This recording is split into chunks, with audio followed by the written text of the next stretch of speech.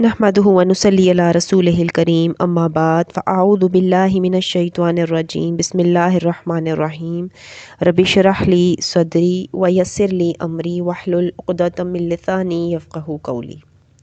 سورہ آل عمران آیت نمبر 11۔ کدأب آل فرعون، مانند آل فرعون، والذین، اور ان لوگوں کے جو من قبلہم ان سے پہلے ہو گزرے، کذبوا، جھٹلایا تھا انہوں نے، بآیاتنا، ہماری آیات کو، فأخذہم اللہ، سو پکڑ لیا ان کو اللہ نے، بذنوبہم، ان کے گناہوں کی پاداش میں، واللہ، اور اللہ، شدید العقاب، سخت سزا دینے والا ہے۔ اس آیت مبارکہ میں انہی لوگوں کا ذکر کیا جا رہا ہے جنہوں نے اللہ تعالیٰ کا انکار کیا اور رسولوں کی تکذیب کی اور انہیں جھٹلایا۔ تو اللہ تعالیٰ فرما رہے ہیں کہ دنیا میں بھی ان کا حشر فرعون اور ان لوگوں جیسا ہوگا جنہوں نے اللہ کی آیات کی تکذیب کی، تو اللہ نے ان کے گناہوں کے سبب انہیں پکڑ لیا اور عذاب آخرت سے پہلے دنیاوی مصیبتوں اور عقوبتوں میں مبتلا کر دیا۔ یعنی اللہ تعالیٰ نے سب کافروں کو، خواہ وہ مشرکین تھے یا یہودی یا نصرانی یا منافقین، مشرکین جو اسلام کے خلاف محاذرائی پر اتر آئے تھے، متنبہ فرمایا کہ اسلام دشمنی سے باز آ جاؤ، ورنہ جس طرح آل فرعون اور پچھلی قوموں یعنی عاد، سمود، قوم نوح وغیرہ تباہ و برباد کیے جا چکے ہیں، تمہارا بھی وہی حشر ہونے والا ہے۔ اور ان کو بھی اللہ تعالیٰ نے ان کے کفر اور گناہوں کی پاداش میں دھر لیا تھا، اور تمہیں بھی دھرے گا، کیونکہ اللہ اپنے مومن بندوں سے دشمنی رکھنے والوں کو سزا دینے میں کوئی کسر اٹھا نہیں رکھتا۔ پھر اللہ تعالیٰ نے آیت نمبر 12 میں ارشاد فرمایا، قل، کہہ دیں، للذین، ان لوگوں سے جنہوں نے کفروا، کفر کیا، ستغلبون، ان قریب تم مغلوب ہو جاؤ گے، وتحشرون، اور ہانکے جاؤ گے، الی جہنم، طرف جہنم کے، وبئس المہاد، اور وہ بہت ہی برا ٹھکانہ ہے۔ اب اس آیت مبارکہ میں اگرچہ روئے خطاب سب قسم کے کافر سے ہے، لیکن یہود مدینہ بالخصوص اس آیت کے مخاطب ہیں۔ یعنی جب اللہ تعالیٰ نے جنگ بدر میں مسلمانوں کو فتح عظیم عطا فرمائی اور پھر اس سے متاثر ہو کر عبداللہ بن ابی، یعنی کہ جو رئیس المنافقین تھا، اس نے اپنے ساتھیوں سمیت اسلام قبول کر لیا، تو آپ صلی اللہ علیہ وسلم نے مدینہ کے درمیان بسنے والے یہود یعنی بنو قینقاع کو مخاطب کر کے فرمایا، اے یہود، اسلام قبول کر لو تو عافیت میں رہو گے، ورنہ تمہارا بھی وہی حشر ہوگا جو مشرکین مکہ کا ہوا۔ لیکن بجائے نصیحت قبول کرنے کے وہ شیخی میں آ گئے اور کہنے لگے کہ مکہ کے کافر تو جاہل اور فنون جنگ سے ناآشنا تھے، جو پٹ گئے، ہم سے جنگ ہوئی تو سمجھ جاؤ گے کہ ہم کون لوگ ہیں۔ تب اللہ تعالیٰ نے یہ آیت نازل فرمائی۔ اللہ تعالیٰ کا یہ فرمانے پیشن گوئی جس طرح حرف با حرف پورا ہوا، اس پر تاریخ شاہد ہے کہ سب سے پہلے ہی یہود بنو قینقاع جلا وطن کیے گئے، پھر انہوں نے خیبر جا کر دم لیا، پھر یہود بنو نذیر جلا وطن ہوئے تو انہوں نے بھی خیبر کی ہرا لی، پھر بنو قریظہ کی باری آئی تو وہ قتل کیے گئے اور لونڈیے غلام بنا لیے گئے، پھر خیبر میں یہود کی پٹائی ہوئی تو بحیثیت مزارع وہاں آباد رہنے کی درخواست کی، جسے آپ صلی اللہ علیہ وسلم نے منظور فرما لیا۔ یہود چونکہ ایک فتنہ انگیز قوم ہے، ان کی شرارتوں کی بنا پر بالآخر سیدنا عمر رضی اللہ تعالیٰ عنہ نے انہیں یہاں سے بھی نکال باہر کیا۔ یاد رہے کہ کافروں کے حق میں یہ پیشن گوئی اس وقت کی گئی تھی جب مسلمانوں پر ہر وقت خوف و ہراس کی فضا طاری تھی۔ حالانکہ اس وقت مسلمانوں کی ایک چھوٹی سی ریاست کی بنیاد پڑ چکی تھی، لیکن وہ ہر لحاظ سے کمزور اور اقلیت میں تھے، اور عرب بھر کے مشرکین، یہود و نصارہ اور منافقین اس ریاست کو صفحہ ہستی سے مٹانے پر تلے ہوئے تھے، اور ان سب گروہوں کے مقابلے میں مسلمانوں کی کامیابی کے آثار دور تک نظر نہیں آ رہے تھے۔ لیکن اللہ تعالیٰ کی مدد مسلمانوں کے یوں شامل حال ہوئی اور حالات نے ایسا پلٹا کھایا کہ یہ سب فرقے باری باری مات کھاتے گئے، اور چند ہی سال بعد عرب بھر میں اسلام کا بول بالا ہو گیا۔ پھر آیت نمبر 13 میں اللہ تعالیٰ ارشاد فرما رہے ہیں، قد بے شک کانات تھی لکم آیاتن تمہارے لیے بڑی نشانی، فی آتینی ان دو گروہوں میں، التقطا جو ایک دوسرے سے نبرد آزما ہوئے، فی آتن ایک گروہ تقاتلو جنگ کر رہا تھا، فی سبیل اللہ اللہ کی راہ میں، وَأُخْرَى اور دوسرا گروہ کافراتن کافر تھا، یرونہم دیکھ رہے تھے وہ ان کو، مثلیہم دگنا اپنے سے، رأی العین کھلی آنکھوں، واللہ اور اللہ یؤید قوت بہم پہنچاتا ہے، بنصرہ اپنی نصرت سے، من یشاء جس کو چاہے، انا بے شک فی ذالک اس میں لعبرۃً ایک بڑا سبق ہے، لأولی الابصار دیکھنے والوں کے لیے۔ اس آیت مبارکہ میں اللہ تعالیٰ نے بدر کے میدان جنگ کا نقشہ پیش فرمایا ہے۔ غزوہ بدر دراصل کفر اور اسلام کا ابتدائی معرکہ تھا،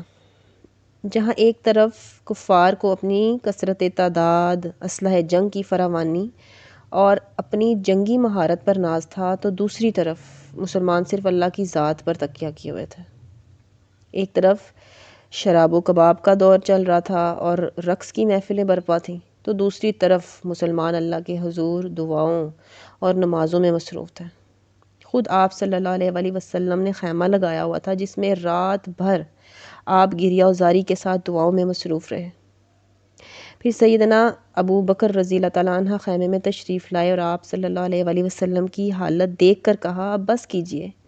آپ صلی اللہ علیہ وآلہ وسلم نے دعا مانگنے میں انتہا کر دی۔ آپ صلی اللہ علیہ وآلہ وسلم نے دعا کے بعد یہ فرمایا کہ اے اللہ، اگر تو نے اس مٹھی بھر جماعت کو آج ختم کر دیا تو قیامت تک تیرا کوئی پرستار باقی نہ رہے گا۔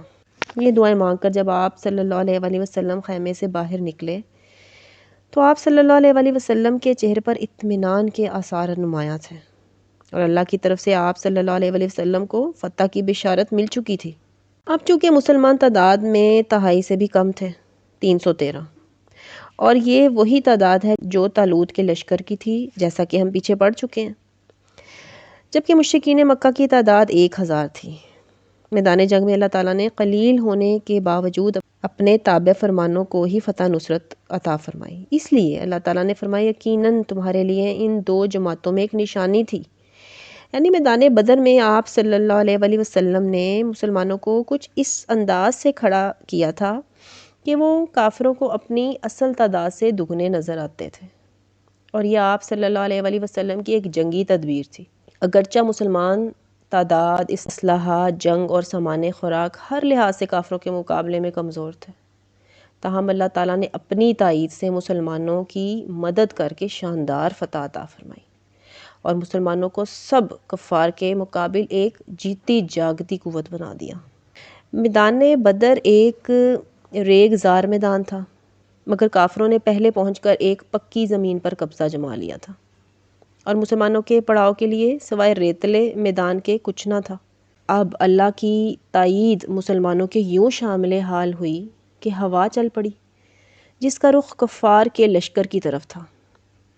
ریت اڑ اڑ کر ان کی زبو حالی کا باعث بن گئی۔ پھر اس کے بعد بارش ہو گئی تو کفار کے پڑاؤں میں پھسلن بن گئی، اور مسلمان کے پاؤں پھسلنے کے بجائے جمنے لگے۔ تیسری تائید الہی یہ تھی کہ اللہ تعالیٰ نے مسلمانوں کے دلوں میں سکون و اطمینان نازل فرمایا اور پورے صبر و ثبات کے ساتھ کفار کے مقابلے میں جم گئے۔ اور پھر چوتھی تائید یہ تھی کہ اللہ نے فرشتے بھیج کر مسلمانوں کو سہارا دیا۔ اس پے در پے تائید الہی کی وجہ سے مسلمانوں کو فتح عظیم حاصل ہوئی اور کفر کی کمر ٹوٹ گئی۔ آیت نمبر 14، زینا خوشنما بنا دی گئی ہے، للناسی لوگوں کے لیے، حب و محبت، الشہواتی ان رغبتوں کی جو انہیں ہیں، من النساء عورتوں سے، والبنین اور اولاد سے، والقناطیر المقنطرۃ بڑے بڑے ڈھیروں سے، من الذہب سونے، والفضۃ اور چاندی کے، والخیل المسومۃ منتخب گھوڑوں سے، والانعام والحرث مال مویشی سے اور کھیت کھلیان سے، ذالک یہ سب متاع الحیات الدنیا ساز و سامان ہے دنیاوی زندگی کا، واللہ اور اللہ عندہ پاس ہے اس کے، حسن المآب بہترین ٹھکانہ۔ اس آیت مبارکہ میں جن جن چیزوں کا نام لیا گیا ہے ان کی محبت انسان کے دل میں فطری طور پر جاگزی ہیں، اور انہی چیزوں سے انسان کی اس میں آزمائش ہوتی ہے، اور انسانوں کی اکثریت اس امتحان میں فیل ہی ہوتی رہی ہے۔ ان چیزوں میں سے کوئی چیز بھی ایسی نہیں جو بذات خود بری ہو، اور ان سے محبت کرنا بھی ایک فطری امر ہے، اور فطری امر بھی بذات خود برا نہیں ہوتا اگر ان چیزوں کی محبت انسان کے دل میں نہ ڈالی جاتی تو اس دنیا کی رنگینیاں، یہ لہلہاتے کھیت اور باغات اور تہذیب و تمدن کے نظارے کچھ بھی نظر نہ آتا، جس سے صاف ظاہر ہوتا ہے کہ نہ تو یہ چیزیں بذات خود بری ہیں اور نہ ہی ان سے محبت اور نہ ان کا حصول بری چیز ہے۔ بری چیز یہ ہے کہ انسان ان چیزوں کی محبت اور حصول میں اس قدر غرق ہو جائے کہ اسے آخرت یاد ہی نہ رہے۔ البتہ جن لوگوں کے دلوں میں اللہ کا خوف اور فکر آخرت موجود ہوتی ہے، وہ ان چیزوں کو اس طرح حاصل کرتے ہیں اور انہیں استعمال کرتے ہیں کہ انہیں انہی چیزوں سے دنیا کی راحت اور سکون بھی نصیب ہوتا ہے، اور آخرت میں بھی یہی چیزیں اس کی نجات کا ذریعہ بن جاتی ہیں، اور اس طرح ہی انسان کو بہتر ٹھکانہ میسر آ سکتا ہے جو اللہ تعالیٰ کے پاس ہے۔ زُيِّنَ لِلنَّاسِ حُبُّ الشَّهَوَاتِ مِنَ النِّسَاءِ، یعنی آپ صلی اللہ علیہ وسلم نے فرمایا، میں نے اپنے بعد کوئی فتنہ ایسا نہیں چھوڑا جو مردوں کے لیے عورتوں سے زیادہ نقصان دہ ہو، یعنی وہ چیزیں جو طبعی طور پر انسان کو مرغوب اور پسندیدہ ہیں، ان میں سب سے پہلے عورت کا ذکر آتا ہے۔ سیدنا معقل بن یسار رضی اللہ تعالیٰ عنہ بیان کرتے ہیں کہ آپ صلی اللہ علیہ وآلہ وسلم نے فرمایا، زیادہ محبت کرنے والی اور زیادہ بچے جنم دینے والی عورت سے نکاح کرو، کیونکہ قیامت کے روز تمہاری کثرت کی وجہ سے میں دیگر امتوں پر فخر کروں گا۔ پھر اللہ تعالیٰ فرمانے ہیں وَبَنِینَ، یعنی اولاد سے محبت۔ بیٹوں سے مقصد اگر مسلمانوں کی قوت میں اضافہ اور بقا و تکثیر نسل ہے تو محمود ہے، ورنہ مذموم۔ چونکہ اولاد صدقہ جاریہ بھی ہے، انسان کا نامہ اعمال بند ہو جاتا ہے سوائے 3 چیزوں کے، جس میں سب سے پہلی نیک اولاد جو ماں باپ کے لیے دعا کرے مرنے کے بعد۔ مرنے کے بعد جو بہترین چیز جو انسان چھوڑتا ہے نیک اولاد ہے، جو اسے قبر میں بھی فائدہ دیتی ہے اور جو دعائیں کرتی ہے اس کے لیے، کیونکہ اس وقت اسے سب سے زیادہ دعاؤں کی ضرورت ہوتی ہے۔ اور اولاد چونکہ ایک فتنہ ہے، لیکن اس فتنے میں بھی خیر ہے جب انسان اس کی اچھی تربیت کرے اور وہ اس کے بعد اس کے اچھے اعمال کے وارث ہوں اور ان کے لیے نیکیوں اور دعاؤں کے تحفے بھیجتے رہیں۔ پھر اللہ تعالیٰ فرمارے وَالْقَنَاطِيرِ الْمُقَنطَرَةِ، انسان مال کی محبت میں بہت شدید ہے، اور ایک حدیث کے مطابق جس کا مفہوم ہے کہ اگر ابن آدم کے لیے ایک وادی مال کی ہو تو وہ دوسری کی تمنا کرے گا، دوسری مل جائے تو ایک اور کی تمنا کرے گا، اور ابن آدم کا پیٹ مٹی کے سوا کوئی چیز نہیں بھرتی، یعنی مر کر ہی اس کی یہ حسرت ختم ہوتی ہے۔ مال بھی انسان کے لیے ایک فتنہ ہے، لیکن اچھا مال اچھے انسان کے لیے بہت ہی بہتر اور اچھی چیز ہے، یعنی حلال مال۔ تو نیک انسان حلال مال کے ذریعے آخرت کی بہترین کمائی کرتا ہے، اور وہ اس کے لیے بہترین صدقہ جاریہ بھی ہو جاتا ہے۔ پھر اللہ تعالیٰ آیت میں فرما رہے ہیں وَالْخَيْلِ الْمُسَوَّمَةِ، منتخب گھوڑے، یعنی گھوڑے بھی ہر دور میں فائدہ مند چیز رہی ہے، اور ایک حدیث کے مطابق اللہ تعالیٰ نے ارشاد فرمایا جس کا مفہوم ہے کہ اللہ تعالیٰ نے گھوڑے کی پیشانی سے قیامت تک کے لیے خیر باندھ دی ہے، کسی بھی دور میں گھوڑے کی قدر و قیمت کم نہیں ہوئی۔ اور یہاں نشان زدہ گھوڑوں سے مراد ہے مضبوط یا اعلیٰ نسل کے گھوڑے، اور گھوڑے بھی جو ہیں وہ 3 طرح کے ہوتے ہیں، یعنی ہم ان سے 3 طرح سے کام لیتے ہیں، جس میں فی سبیل اللہ کام لینا ہے، یعنی اللہ کے راستے میں جانے کے لیے سواری، جنگ و جہاد میں جانے کے لیے یا علم کے حصول کے لیے جن گھوڑوں کا استعمال کیا جاتا ہے وہ فی سبیل اللہ کے زمرے میں آتا ہے، یعنی اس میں اجر لکھا جاتا ہے۔ پھر دوسری قسم فخر کا ذریعہ، یعنی کہ صرف اور صرف ریاکاری کے لیے، فخر جتانے کے لیے گھوڑے کا استعمال کیا جاتا ہے، اور یہ یاد رکھنا چاہیے کہ یہ انسان پر بوجھ ہوتا ہے، کیونکہ فخر اور کبر جو ہے اور ریاکاری اللہ تعالیٰ کو بالکل پسند نہیں۔ پھر تیسری قسم آتی ہے جو ستر کہلاتی ہے، یعنی جو انسان کی ضروریات کے لیے ہو، سامان زندگی کو پورا کرنے کے لیے استعمال کیا جائے، اور یہ آسانی کا ذریعہ ہے۔ اور پھر اس کے علاوہ مویشی جانوروں کا بھی ذکر ہے، چونکہ مویشی جانور بھی انسانوں کے لیے بہت مفید ہیں، اور مویشی جانوروں پر زکوٰۃ ہے، لیکن گھوڑے پر زکوٰۃ نہیں ہے۔ پھر اسی طرح کھیتیوں کا ذکر ہے، اس میں ہر قسم کی زراعت شامل ہے، یعنی جو کچھ بھی زمین اگاتی ہے، یعنی ان سب چیزوں کی محبت انسان کے دل میں ڈال دی گئی ہے، اور یہ بتایا گیا کہ یہ چند دن کا مال ہے اور چند دن کا فائدہ ہے، لیکن یہ تمام فائدے بہت قلیل ہیں۔ اللہ تعالیٰ نے سورۃ الکہف میں ارشاد فرمایا کہ المال والبنون زینۃ الحیات الدنیا والباقیات الصالحات خیر عند ربک ثوابا وخیر املا۔ مال اور بیٹے دنیا کی زندگی کی زینت ہیں، اور باقی رہنے والی نیکیاں تیرے رب کے ہاں ثواب میں بہتر اور امید کی روح سے زیادہ اچھی ہیں۔ ہمارے دلوں میں ان چیزوں کی محبت اس طرح کی ہو کہ ان کے ذریعے ہم اپنی آخرت کو سنوار لیں، پھر ان کا حصول ہمارے لیے بالکل جائز ہے۔ اور پھر آیت نمبر 15 میں اللہ تعالیٰ ارشاد فرما رہے ہیں، قل کہو انبئکم، کیا میں بتاؤں تم کو، بخیرن، زیادہ بہتر، من ذالکم، تمہاری ان چیزوں سے، للذین، ان لوگوں کے لیے جنہوں نے اتقوا، تقوی اختیار کیا، عند ربہم، ان کے رب کے پاس، جنات، جنتیں ہیں ایسی، تجری کے بہہ رہی ہیں، من تحتہا الانہار، ان کے نیچے نہریں، خالدین، رہیں گے وہ ہمیشہ، فیہا، ان میں، وازواج، اور بیویاں ہیں، مطہرات، پاکیزہ، ورضوان، اور خوشنودی، من اللہ، اللہ کی، واللہ، اور اللہ، بصیر، ہر وقت دیکھ رہا ہے، بالعباد، اپنے بندوں کو۔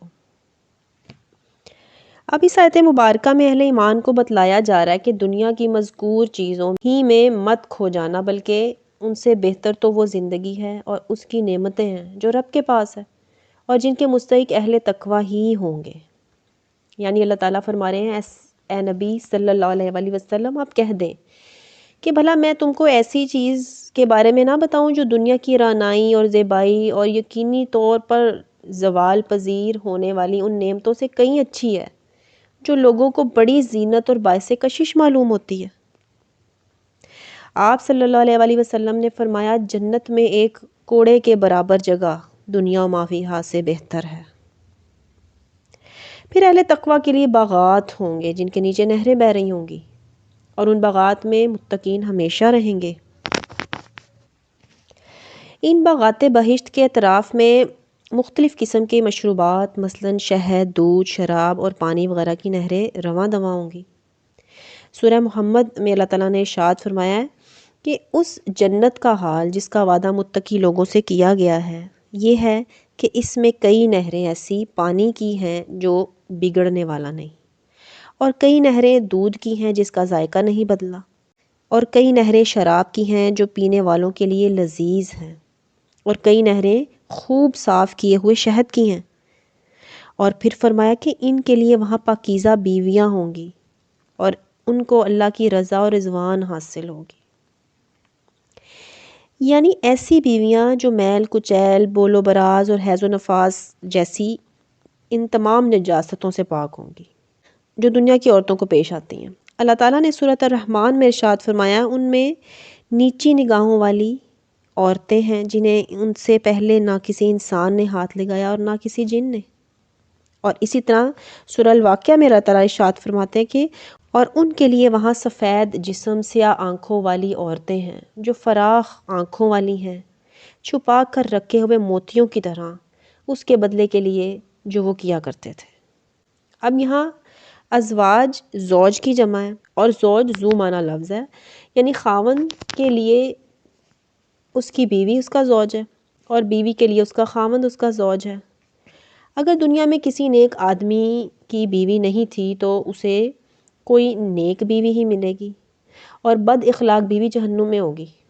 اسی طرح اگر کسی نیک بیوی کا خاوند بدبخت تھا تو اسے جنت میں نیک شوہر نصیب ہوگا، اور بدکار و بدبخت شوہر جہنم میں ہوگا۔